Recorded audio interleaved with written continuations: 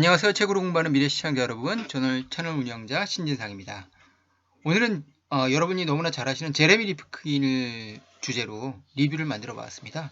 제목은 우리는 여전히 제레미 리프킨을 최고의 미래학자로 모셔야 할까, 여겨야 할까 라는 주제예요. 책을 소개하고 그의 주장이 설득력이 있는지, 그의 생각의 백그라운드는 무엇인지, 그리고 제 평가까지 곁들이면서 막을 내리겠습니다. 저는 이제 제 경력이 하나 카카오톡의 브런치 작가 플랫폼에 한 5, 6개월 전에 시작을 했는데요. 재테크 부문의 추천 작가로 지금 시작 화면에 제 글이 올라와 있더라고요. 오늘 이 책은 회복력 시대, The Age of Resilience, 그죠?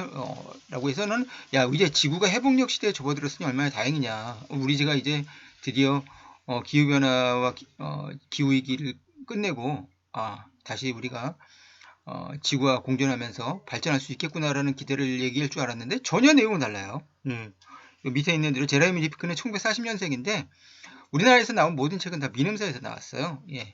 그리고 저도 제레미 리프킨의 책은 거의 소유의 종말, 노동의 종말, 뭐 엔트로피부터 시작해가지고 거의 대부분 다 읽었는데 읽을 때마다 사실 많이 감동받고 그리고 영감도 얻었습니다. 근데 이번 책은 조금 실망을 했습니다. 그래서 그 얘기를 말씀을 드릴게요. 내가 그동안 리프킨을 최고의 미래학자로 생각한 이유는 두 가지예요. 하나는 리프킨은 정말 일관성 있는 미래학자자. 뭐 레이커즈 아일이나 저는 뭐 그리고 이제 다니엘 핑크 이런 그리고 대부분의 이제 경제학자들은 미래학자가 되겠죠. 책들을 좋아하긴 하는데 그들이 예언이 틀리면 막 바꾸잖아요. 근데 리프킨은 일관성이 있어요. 일관되게 산업사회라든지 화석연료라든지 그리고 그 바탕에 되는 인간의 탐욕을 비판해 왔습니다. 그래서 저는 일관성과 비판 정신 그리고 우리 미래가 흘러가는 방향을 정확히 어떻게 보면 방향이 미래가 흘러가야 할 방향입니다. 약간 어떤 저희 말 좀 당위적인 그런 어떤 개념이긴 한데 그런 면에서 리프킨은 참 통찰력 있는 작가라는 생각을 했거든요.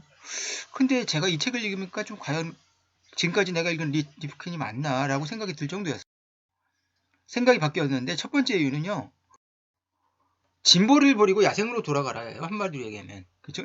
쉽게 말하면 진보를 버리고 결국 산업혁명의 이데올로기인 민주주의도 버리고 그리고 자유에 대한 집착은 개인주의에 대한 집착만 만들고 그 개인주의는 결국 탐욕을 이어질 수밖에 없으니까 버리고 집단적 자아, 관계적 자아로 돌아가라고 하는 얘기거든요. 근데 이게 가능할까요? 일단 관계적 자아로는 가능할 수도 있겠어요. 동양이 관계적 자아를 믿고 있으니까. 근데 이 사람이 생각하는 관계적 자아는요.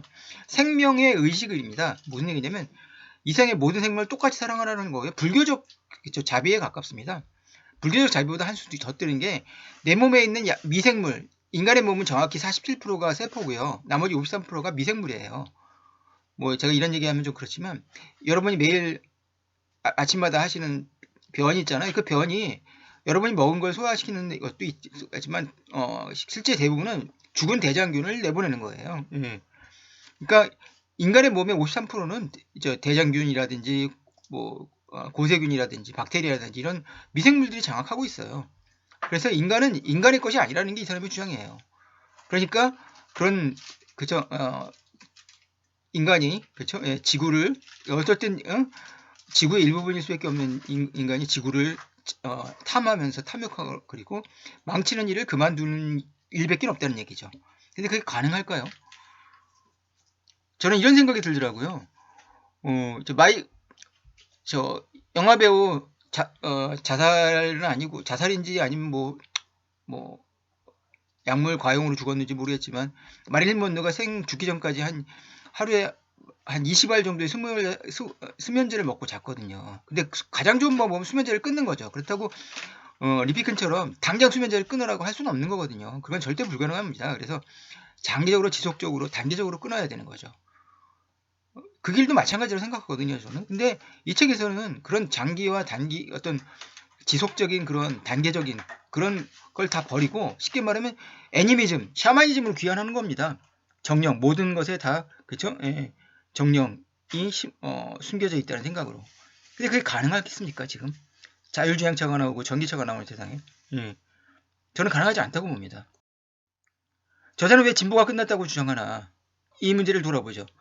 저자가 왜냐하면 제가 봤을 때 이 얘기 바이든의 민주당을 노골적으로 밀었어요. 예, 이 사람은 또 중국과는 또 사이가 좋아요. 또 유럽과도 좋고요. 그린 뉴딜도 어떻게 보면 바이든의 민주당의 어떤 소위 말하는 정책 아젠다를 제공했죠.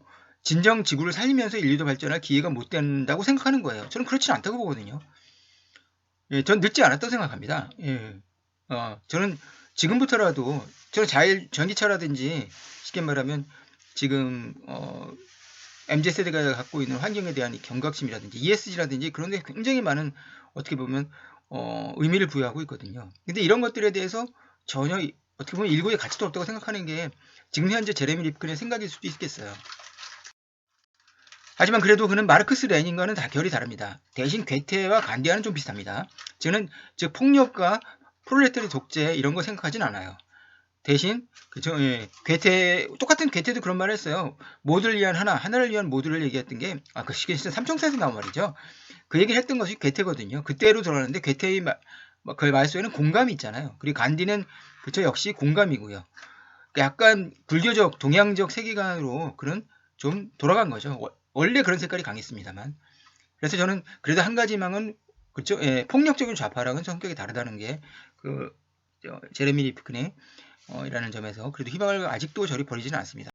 과학자도 아니면서 그리고 과학책을 쓴다는 비판에 그래도 좀 최신과학 기술, 특히 탄소 포집 기술에 대해서 집중 공부가 필요한 게 아닌가라는 생각도 좀 들었습니다.